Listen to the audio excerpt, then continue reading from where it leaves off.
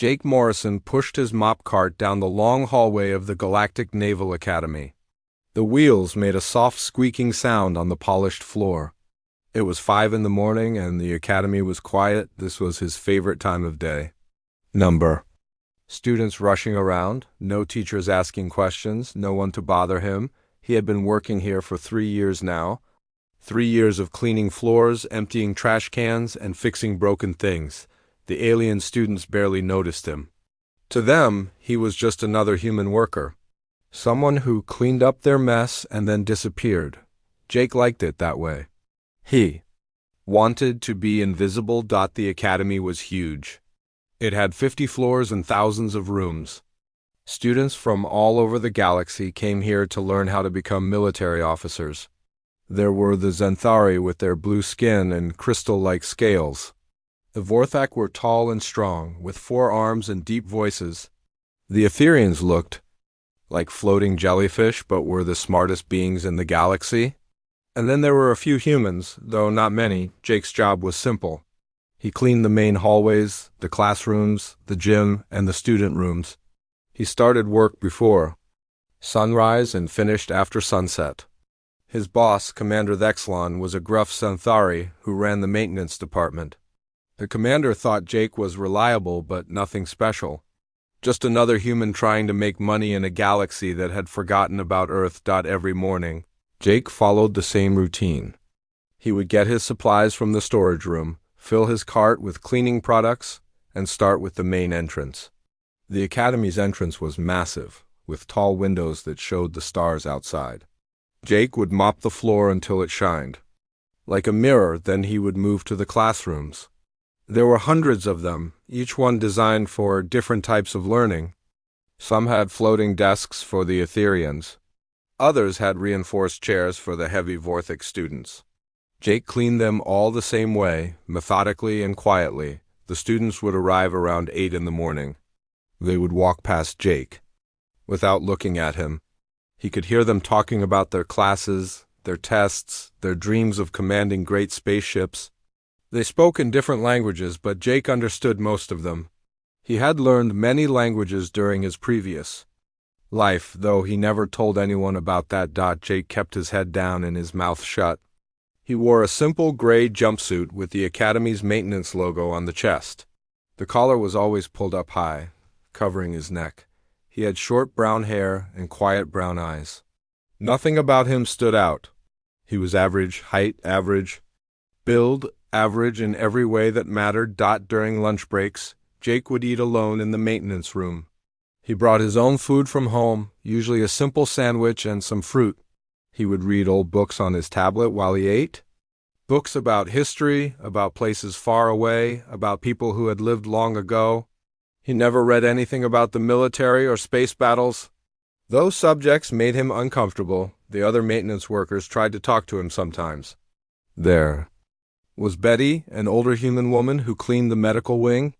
She was friendly and liked to share stories about her grandchildren. There was also Zek, a young Xanthari who fixed the computers. He was curious about humans and asked Jake questions. About Earth. Jake was polite but distant. He would nod and smile, but he never shared personal information. When people asked about his past, he would say he was from a small colony world and change the subject. When they asked about his family, he would say he preferred not to talk about it. The truth was, Jake Morrison was hiding something important. Something that would change everything if anyone found out. In the afternoons, Jake would clean the gymnasium. This was where the students trained for combat. They would practice with energy weapons, hand-to-hand fighting, and tactical simulations. Jake had seen these exercises many times. He knew the students were making mistakes, using poor techniques, following outdated strategies. But he never said anything. It was not his job to teach. It was his job to clean. Sometimes Jake would watch the students train and feel a strange sadness. They were so young, so eager to prove themselves. They thought war was about glory and honor. They had no idea what it really cost. Jake knew. But he kept that knowledge locked away inside his heart. The worst part of his job was cleaning the memorial hall. This was where the Academy honored the heroes of past wars. There were statues of great commanders, paintings of famous battles, and walls covered with the names of those who had died fighting for the galaxy. Jake would clean this room quickly, trying not to look at the displays. Some of the names on those walls were people he had known, people he had fought beside, people who had died because of decisions he had helped make. One wall was dedicated to the Ghost Squadron. This was the most famous military unit in galactic history. 12 ships and 300 crew members who had somehow defeated the Void Reapers when no one else could. The display showed their symbol, a skull with stars around it and wings spread wide. Below the symbol were the words "Missing in Action," never forgotten. Jake would clean around this display without looking at it directly. His hands would shake slightly as he wiped down the glass case. Students would often stop here to read about the Ghost Squadron, talking in hushed voices about the legendary unit that had saved the galaxy. Jake would keep cleaning, pretending not to hear them. At night, when his work was done, Jake would go home to his small apartment.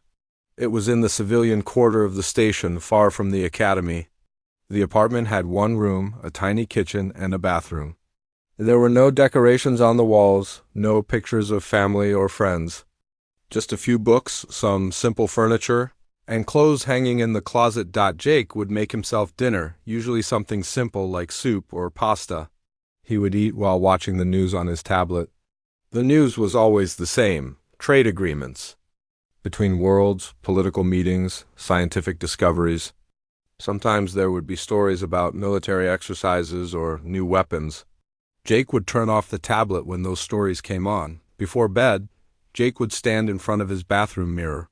He would look at his reflection and see a tired man with sad eyes. Then he would carefully unbutton his shirt and look at the tattoo on his neck. It was small but detailed, a skull surrounded by stars with wings spread wide.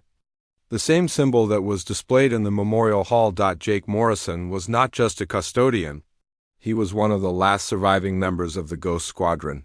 But that was a secret he planned to take to his grave. The next morning, Jake would wake up early, put on his gray jumpsuit, and go to work.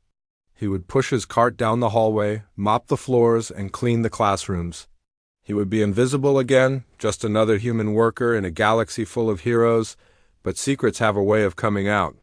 And Jake Morrison's secret was about to be discovered by someone who would change his quiet life forever. For now, though, he was just a man with a mop, cleaning up after the future leaders of the galaxy. A man who had once helped save the universe but now spent his days making sure the floors were spotless. A man who had traded his uniform for a jumpsuit and his command for a cleaning cart. Tomorrow would be different. Tomorrow, someone would see the tattoo on his neck. It was Tuesday morning when everything changed for Jake Morrison. The Academy was preparing for its annual combat simulation, a big event that happened once every year. Students would compete in teams, using everything they had learned about tactics and strategy. The best teams would win prizes and recognition. Jake was assigned to clean the observation deck. This was a special room high above the training grounds where teachers and important visitors could watch the exercises. The deck had large windows that gave a perfect view of the simulation area below. Jake had cleaned this room many times before, but today felt different. As he mopped the floor, Jake could hear the excited voices of students preparing for their tests. The simulation was designed to be challenging. A computer would control enemy forces, and the students would have to defeat them using teamwork and smart planning. It was supposed to be educational and fun. Jake was wiping down the windows when the first simulation began. Below him, a team of final-year students was getting ready. There was Kekstar, a smart Xanthari with bright blue scales who was known for his quick thinking.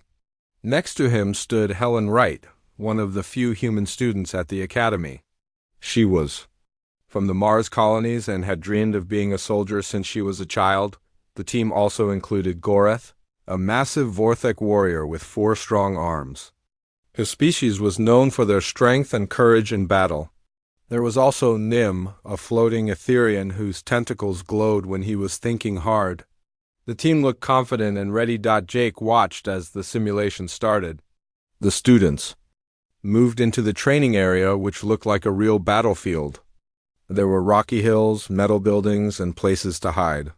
The computer began sending enemy forces against them. At first, everything seemed normal. But then Jake noticed something that made his blood run cold. The enemy forces were not moving. Randomly, they were using specific patterns, specific tactics that Jake recognized. His hand stopped moving the cloth across the window. His heart started beating faster. The enemy was using Void Reaper strategies. Jake had not thought about the Void Reapers in years. He had tried to forget everything about them. But now, watching the simulation, all those terrible memories came rushing back. The Void Reapers had been the galaxy's greatest enemy during the Border Wars. They were smart, ruthless, and nearly impossible to defeat. The students below had no idea what they were facing. Their teachers had programmed the computer to use advanced enemy tactics, but they did not understand what those tactics really meant. They had read about the Void Reapers in books, but they had never fought them in real combat. Jake could see exactly what was going to happen. The enemy forces were setting up a trap. They would let the students advance, make them feel confident, and then surround them completely. It was a classic Void Reaper strategy called the Death Spiral. Jake had seen it used many times during the war. The students were walking right into it. Kekstar was leading his team forward, thinking he was being careful. But Jake could see the enemy forces moving into position around them. In a few minutes, the students would be completely surrounded. The simulation would end with their total defeat. Jake tried to tell himself it was just a training exercise. No one would really get hurt. But watching those young faces, so confident and eager, reminded him of his own crew from long ago.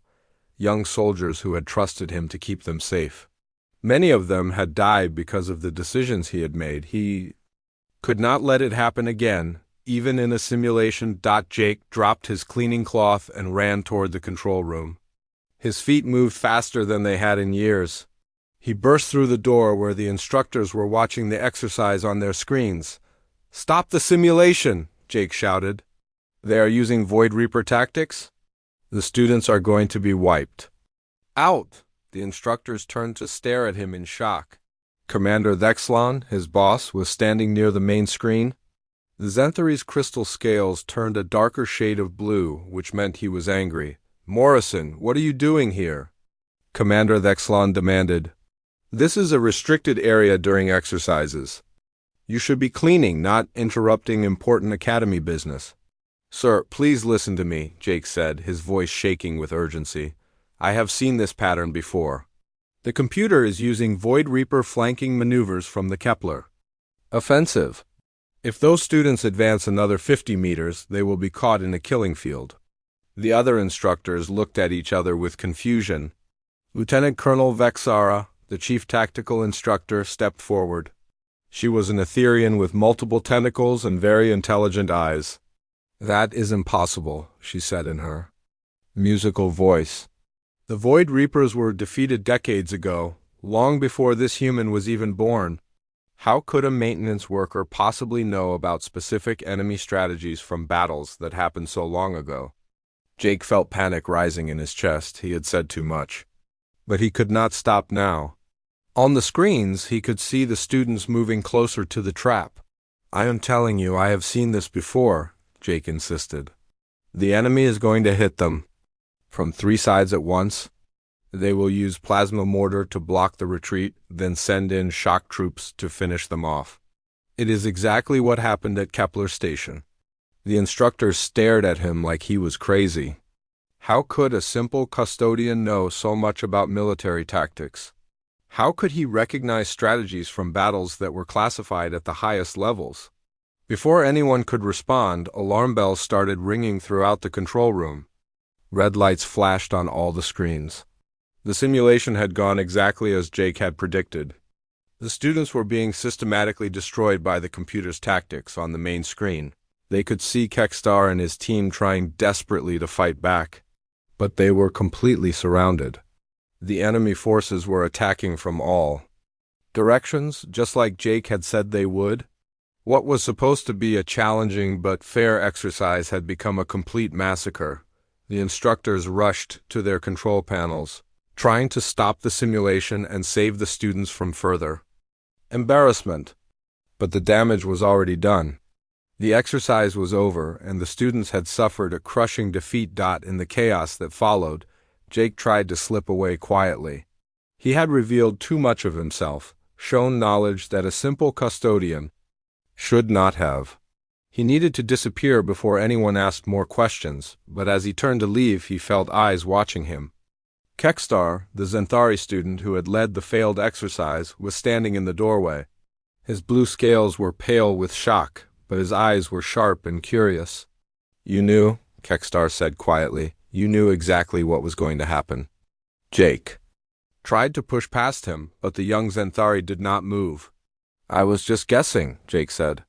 "I watch a lot of military history videos." "No," Kekstar said, shaking his head. "That was not guessing. That was experience. You have fought the Void Reapers before, haven't you?" Jake's heart pounded in his chest. "I do not know what you are talking about. I am just a custodian." But as he tried to leave, something happened that changed everything. Jake had been so focused on the failed simulation that he had not noticed his jumpsuit. During his rush to the control room, the collar had shifted. It was no longer pulled up high around his neck. Kekstar's sharp eyes caught sight of something. That made him gasp. There, on Jake's neck, was a small tattoo. It was partially hidden, but Kekstar could see enough to recognize the symbol, a skull surrounded by stars. Wings spread wide. The mark of the Ghost Squadron. Kekstar's eyes went wide with shock. Every student at the academy knew that symbol. It was the mark of the most legendary military unit in galactic history. The unit that had saved the galaxy from the Void Reapers when no one else could. "You are not just a custodian," Kekstar whispered. "You are Ghost Squadron." Jake's face went pale. He quickly pulled his collar back up, but it was too late. The secret he had kept for 20 years had been discovered by a curious student who had been in the right place at the right time. "I do not know what you think you saw," Jake said, his voice barely above a whisper. "But you are wrong." Kekstar stared at him for a long moment, then he stepped aside to let Jake pass. But as the human custodian walked away, Kekstar called out softly, "Thank you for trying to save us in the simulation. Even if no one else believes you, I know you were right." Jake did not turn around. He kept walking, pushing his cart down the hallway like he had done every day for 3 years. But everything was different now. Someone had seen the tattoo. Someone knew his secret, and in a place like the Galactic Naval Academy, secrets never stayed hidden for very long. The next few days were torture for Jake Morrison. He tried to go back to his normal routine, but he could feel eyes watching him everywhere he went. Students would stop talking when he walked by. They would stare at him and whisper to each other. Word was spreading through the academy like wildfire. Kekstar had not said anything directly, but he had been asking questions. Jake knew because other students had started looking at him differently. Helen Wright, the human student from Mars, had tried to talk to him 3 times. Each time, Jake had walked away without saying a word. Jake kept his collar pulled up even higher than before. He avoided the main hallways when possible, taking the service corridors instead. But the academy was not that big, and he could not hide forever. On Thursday morning, Jake was cleaning the library when he overheard a conversation that made his stomach turn. A group of students was sitting at a table looking at something on a tablet. They were trying to keep their voices down, but Jake could hear every word. "I am telling you it has to be him," Kekstar was saying to the others. The tattoo, the knowledge of Void Reaper tactics, the way he knew exactly what was going to happen in the simulation. "But the Ghost Squadron disappeared 20 years ago," Helen Wright said. "They were all listed as missing in action after their final mission. If any of them were still alive, why would they be working as a custodian?" Goreth, the big Vorthek warrior, leaned forward on his forearms. "My grandfather fought in the border wars. He told me stories about the Ghost Squadron. He said they were not like other human soldiers. They were different, special." "Different how?" asked Nim, the floating Etherian student. "They could do things that seemed impossible," Goreth said. "They could make their ships disappear and reappear like ghosts. They could defeat enemy fleets, 10 times their size. My grandfather said they were the reason the galaxy survived the war. Jake's hands were shaking as he tried to continue cleaning. These students were talking about his old life, his old crew, his old friends, people he had tried so hard to forget. I looked up the records, Kekstar said quietly. There was a tactical officer named Jacob Morrison listed in the Ghost Squadron. Crew, the age matches, the description matches. It has to be him, but why hide it? Helen asked. If he really is Ghost Squadron, he should be proud of it. He should be honored as a hero. Maybe he does not want to be a hero, Nim suggested. Maybe something happened during the war that made him want to disappear. Jake could not listen anymore. He quickly gathered his cleaning supplies and left the library.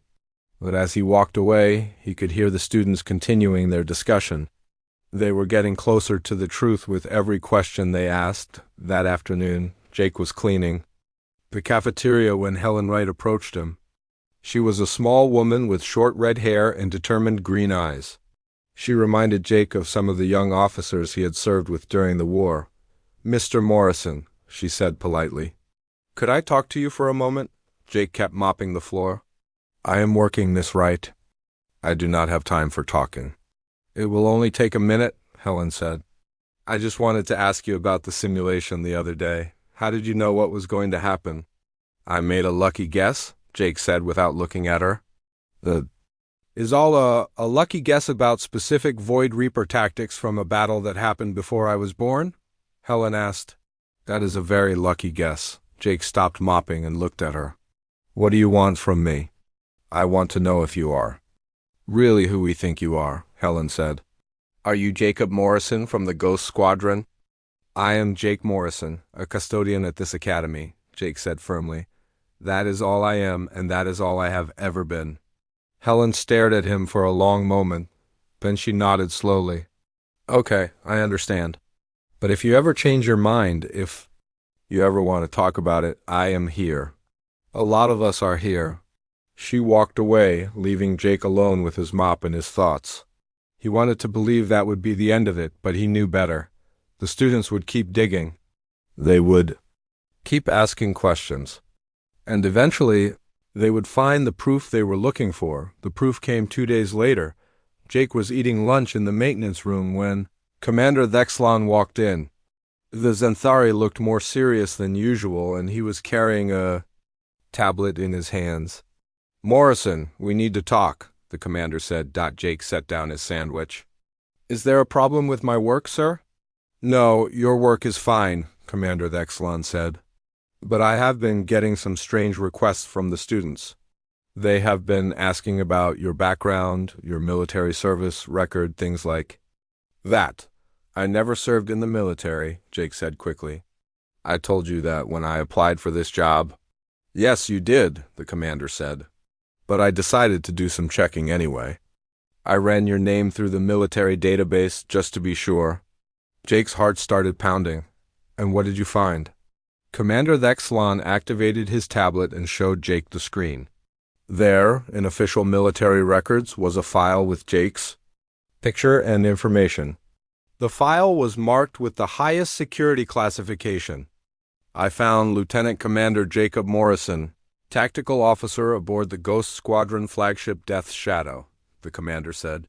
Listed as missing in action after the Battle of the Outer Rim, the file says he was presumed dead along with the rest of his unit.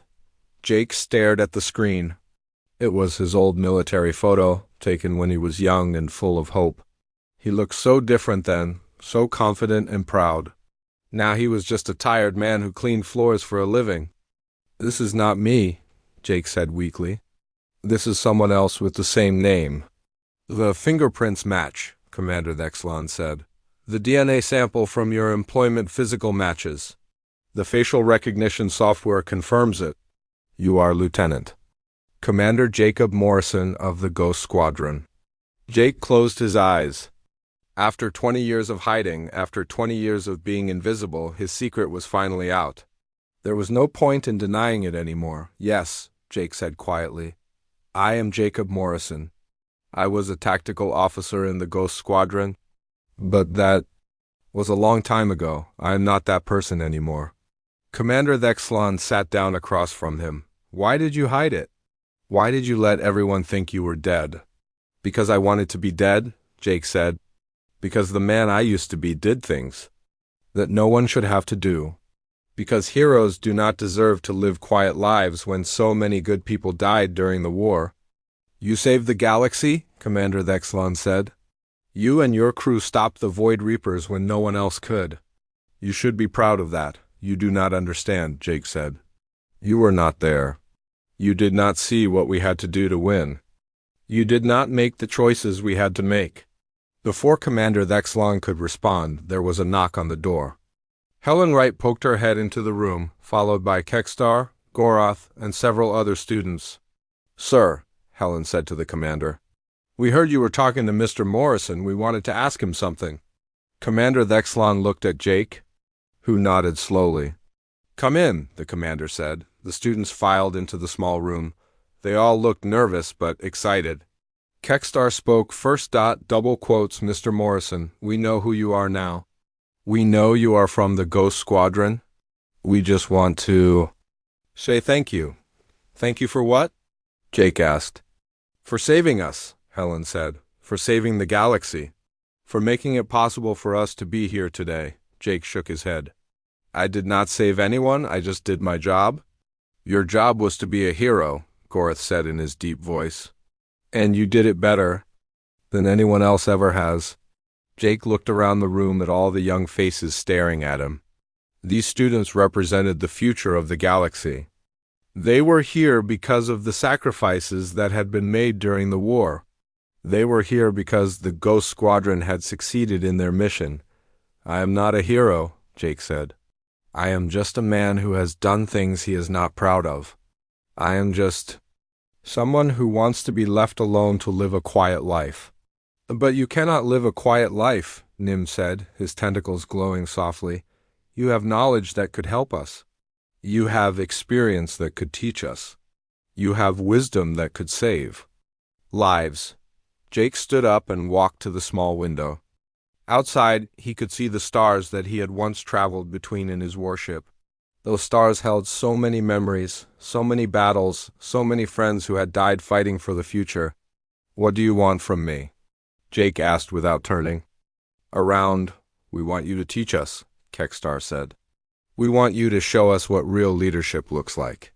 We want you to help us become the officers this galaxy needs. Jake turned around and looked at them. I cannot teach you how to be heroes. I can only teach you how to live with the consequences of your actions. Then teach us that, Helen said. Teach us how to carry the weight of command. Teach us how to make the hard choices. Teach us how to be like you? Jake Morrison, the man who had spent 20 years trying to disappear, realized that his time of hiding was over. These young people needed him, just like the galaxy had needed him during the war. He could not run away anymore. All right, Jake said quietly. I will teach you.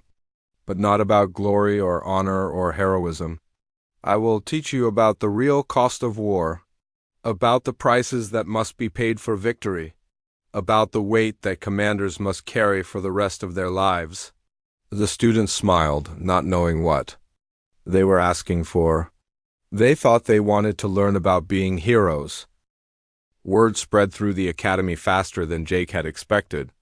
By the next morning, everyone knew that the quiet human custodian was actually Lieutenant Commander Jacob Morrison of the Ghost Squadron. Students pointed at him in the hallways. Teachers whispered when he walked by. Even the alien staff members looked at him with new respect and curiosity. Jake had not slept well that night. He kept thinking about the conversation in the maintenance room, about the eager faces of the students who wanted him to teach them. They had no idea what they were asking for. They thought war was about courage and honor. They did not understand. The darkness that came with command, the academy administration, was in chaos. Admiral Korvash, the head of the academy, had called an emergency meeting. Commander Thexlon had been summoned to explain how a war hero had been working as a custodian for 3 years without anyone knowing. The story was spreading beyond the academy now. Reaching military headquarters and news outlets across the galaxy. Jake tried to continue his normal routine, but it was impossible. Every room he entered fell silent. Students would stand up when he walked in, showing respect that made him uncomfortable. He was not used to being seen, and he did not like the attention. At lunchtime, Jake was cornered by Dr. Lisa Chung, the Academy's head librarian. She was an older human woman with gray hair and kind eyes. She had always been polite to Jake, but now she looked at him with something close to awe. "Mr. Morrison," she said softly, "I have been researching the Ghost Squadron all morning. The records are mostly classified, but I found some public information. You were the tactical officer who planned the Battle of New Geneva, weren't you?" Jake did not answer. He kept eating his sandwich, trying to ignore her. "That battle saved 12 million lives," Dr. Chun continued. "The Void Reapers were going to destroy the entire colony, but your squadron stopped them. How does it feel to know you are responsible for saving so many people?" Jake set down his sandwich and looked at her. "It feels like I remember the 300,000 people who died in that battle. It feels like I remember every ship that was destroyed, every pilot who never made it home. It feels like I carry their names with me every day." Dr. Chung was quiet for a moment. "I never thought about it that way." "Most people do not," Jake said. "They see the victory but not the cost. They see the heroes but not the graves." That afternoon, Jake was called to Admiral Kovash's office. The Admiral was a massive Vorthek with 4 arms and deep red skin. His office was huge with windows that looked out at the stars. The walls were covered with pictures of famous battles and military leaders. Admiral Korvash studied Jake for a long time before speaking. "Lieutenant Commander Morrison, or do you prefer Mr. Morrison?" "I prefer Jake," Jake said. "I am not an officer anymore." "Actually, you are," the Admiral said. "I checked with military headquarters. You were never officially discharged from service. You are still listed as missing in action, which means you are technically still on active duty." Jake felt a chill run down his spine. "I do not want to be on active duty. I just want to clean floors and be left alone." "I am afraid that is no longer possible," Admiral Korvash said. "The news about your identity is spreading throughout the galaxy. Military command wants to meet with you. The civilian government wants to give you medals. The press wants to interview you about the war. I do not want any of that," Jake said firmly. "I gave my service to the galaxy 20 years ago. I have nothing left to give." Admiral Korvash leaned forward on his desk. "What happened during your final mission, Jake?" "The records are classified so high that even I cannot read them." "What did the Ghost Squadron do that ended the war?" Jake was quiet for a long time. He looked out the window at the stars, remembering things he had tried so hard to forget. When he spoke, his voice was barely above a whisper. "We found out what the Void Reapers really were. They were not aliens from another galaxy. They were not some unknown enemy species. They were us." Admiral Korvash's 4 eyes widened. "What do you mean?" "They were future versions of our own civilizations," Jake said. "Humans, Zenthari, Vorthak, Etherians, all of us. They came from a timeline where something had gone wrong, where our species had been changed into something terrible." Jake closed his eyes, remembering the moment when they had learned the truth. It had been the worst day of his life. "They had found something in the deep void between galaxies," Jake continued. "Something that had driven them insane, made them into monsters. They came back in time to prevent their own future from happening, but their method was to destroy everything, to wipe out all intelligent life before it could evolve into what they had become." "So you stopped them," Admiral Korvash said. "We did not just stop them," Jake said. "We erased them from existence. The final mission was not about winning a battle. It was about using a temporal weapon to destroy their entire timeline." The Admiral was silent, processing what Jake had told him. "Do you understand what that means?" Jake asked. "We committed genocide against future versions of ourselves. We killed billions of people who had not even been born yet. We decided that Our present was more important than their future, no matter how twisted that future had become. Jake stood up and walked to the window. The Ghost Squadron did not save the galaxy by being brave or heroic. We saved it by making a choice that no one should ever have to make. We became murderers to prevent a greater evil. But you succeeded, Admiral Corvash said. The galaxy is safe because of what you did. The galaxy is safe because 12 ships and 300 people agreed to carry the weight of genocide for the rest of their lives, Jake said. Do you know how many of my crew members are still alive? 7. Just 7 out of 300. The rest died in the years after the war. Some from their injuries, some from drinking too much, some from taking their own lives because they could not live with what we had done. Jake turned back to face the Admiral. And now there are 6. Because I am not really alive either. I'm just a ghost, cleaning floors and trying to forget. Admiral Corvash was quiet for several minutes. Finally he spoke. The students want you to teach them. They have submitted a formal petition requesting that you be given a position as an instructor. I cannot teach them how to be heroes, Jake said. I can only teach them how to live with being monsters. Maybe that is what they need to learn, the Admiral said. Maybe the galaxy needs officers who understand the real cost of command. Officers who know that sometimes the right choice is also the worst choice you will ever make. Jake thought about the eager young faces he had seen in the maintenance room. Kekstar with his bright blue scales and curious eyes. Helen Wright with her dreams of serving in the fleet. Garth with his stories about his grandfather's war experiences. They were so young, so hopeful, so ready to become the heroes they thought the galaxy needed. If I agree to teach them, Jake said slowly, I will not teach them about glory or honor. I will teach them about the weight of command, about the choices that will haunt them forever, about the price of victory. That may be the most important lesson they could learn, Admiral Corvash said. Jake nodded slowly. Then I will do it. But not as Lieutenant Commander Morrison, not as a war hero. I will do it as Jake Morrison, a man who has made terrible choices, and learn to live with them. What will you call the class? The Admiral asked. Jake thought for a moment. The reality of command. Because someone needs to tell them the truth about what it really means to lead. Admiral Corvash smiled, a rare expression on his stern Vorthok face. I think that is exactly what these students need to hear. As Jake left the Admiral's office, he felt something he had not felt in 20 years. Not peace, not happiness, but purpose. Maybe his suffering could serve a purpose.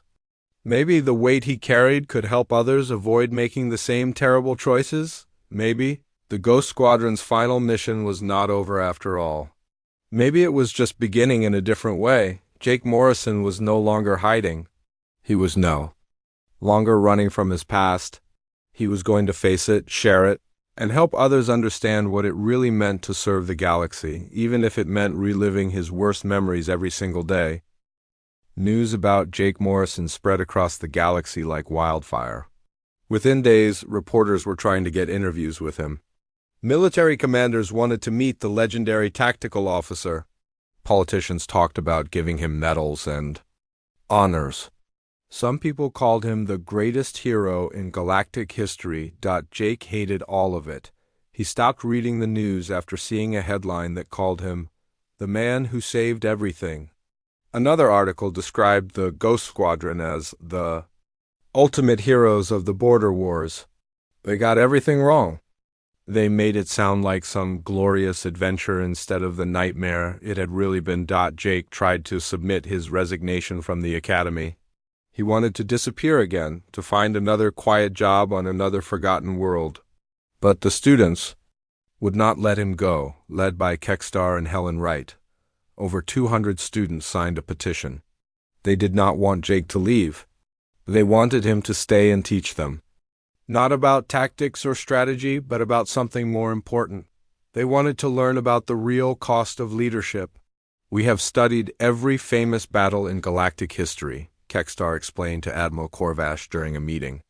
We know the numbers, the ship movements, the casualty reports, but we do not understand the weight. We do not know what it feels like to make decisions that cost lives. Helen nodded in agreement. Mr. Morrison understands that weight. He has carried it for 20 years. If we are going to be officers, if we are going to command ships and lead people into battle, we need to learn from someone who knows what that really means. Admiral Corvash was impressed by their determination. After weeks of discussions with the Academy Board, they offered Jake a position as a special instructor. He would teach one class and it would be optional for students. The course would be called The Reality of Command. Jake almost said no. The idea of standing in front of eager young officers and telling them about the darkness of war seemed wrong, but Helen Wright said something that changed his mind. Sir, you told us that sometimes the greatest victory comes from accepting the greatest sacrifice. Maybe your sacrifice is not supposed to be silence. Maybe it is supposed to be remembering, so we do not have to make the same choices you did. Jake thought about that for a long time. Maybe she was right. Maybe his suffering could serve a purpose. Maybe the terrible knowledge he carried could help others avoid the same mistakes. He agreed to teach the class. The first day was difficult. Jake stood in front of a small classroom, looking at 12 students who had volunteered for his course. They were the best and brightest the Academy had to offer. Kekstar sat in the front row, his blue scales bright with excitement. Helen Wright was next to him, taking notes before the class had even started. Goreth filled 2 chairs with his massive frame, while Nim floated near the ceiling, his tentacles glowing softly. Jake was nervous. He had not worn a uniform in 20 years, but Admiral Corvash had insisted. The simple instructor's uniform felt strange on his shoulders. He kept his collar open, letting the Ghost Squadron tattoo show on his neck. It was no longer a secret. To hide. I am not here to teach you how to win wars, Jake began, his voice quiet but steady. I am not here to teach you about glory or honor or doing the right thing. I am here to teach you how to live with the wars you might have to fight. The students listened carefully, hanging on every word. My name is Jake Morrison. I was a tactical officer in the Ghost Squadron. I helped save the galaxy by committing genocide against future versions of our own people. Now, I am going to teach you how to carry that kind of weight, because someday you might have to. Jake spent the first week telling them about the real Ghost Squadron. Not the heroes from the history books, but the frightened young people who had been asked to do impossible things. He told them about his friend Marcus, a pilot who had been so scared before their first battle that he threw up in his helmet. He told them about Dr. Sarah Kim, the squadron's medical officer, who had cried every night after treating wounded crew members. Heroes are not people who are not afraid, Jake explained. Heroes are people who are terrified but do what needs to be done anyway. The students asked difficult questions. They wanted to know how Jake had made his tactical decisions, how he had chosen which ships to sacrifice to save others, how he had lived with sending people to their deaths. Every decision I made in combat killed someone, Jake said during the second week. Sometimes it killed enemy soldiers. Sometimes it killed my own people. The goal was not to avoid death. The goal was to make sure the right people lived. How? Do you decide who the right people are? Asked Rachel, a quiet Etherean student. Jake was silent for a long moment. That is the question that will haunt you for the rest of your life. Because there is no right answer. There are only choices, and consequences, and the weight you carry afterward. As the weeks went on, Jake began to share more personal stories. He told them about the day he had to order the destruction of a civilian transport ship because the Void Reapers were using it as a weapon. 3,000 innocent people had died because of his decision, but it had saved 30,000 others. I can tell you their names, Jake said quietly. All 3,000 of them. I memorized the passenger list after the battle. I carry them with me every day. The students were shocked. They had not expected their instructor to be so haunted by his past victories. Why do you remember them? Helen asked. It was war. People die in war. Because they deserve to be remembered, Jake said. Because their deaths mattered. Because if I forget them, if I let their sacrifice become just a number in a report, then I become the kind of person who should not be making those decisions. In the fourth week, Jake told them about the Ghost Squadron's final mission. About learning that the Void Reapers were future versions of themselves. About the choice to use the temporal weapon. About the weight of erasing billions of potential lives from existence. The classroom was completely silent when he finished. Some students looked sick, others were crying. They were beginning to understand what real command meant. "This is why I clean floors," Jake said. "This is why I tried to disappear. Because heroes do not deserve quiet lives when they have made choices like these. Because the galaxy does not need more people willing to commit genocide, even for good reasons." Kekstar raised his hand. "But sir, if you had not made that choice, we would not be here. The Void Reapers would have destroyed everything." "Yes," Jake said. "That is what makes it so terrible. It was the right choice and the worst choice at the same time. That is what real command looks like. Not glory, not honor, just impossible decisions and the strength to live with them afterward." As the semester continued, Jake watched his students change. They became more serious, more thoughtful. They stopped talking about war as an adventure and started understanding it as a responsibility. They learned to think about the consequences of their actions. Not just the immediate results. The class became popular throughout the academy. More students wanted to take it, but Jake kept it small. He said that these lessons could not be taught to large groups.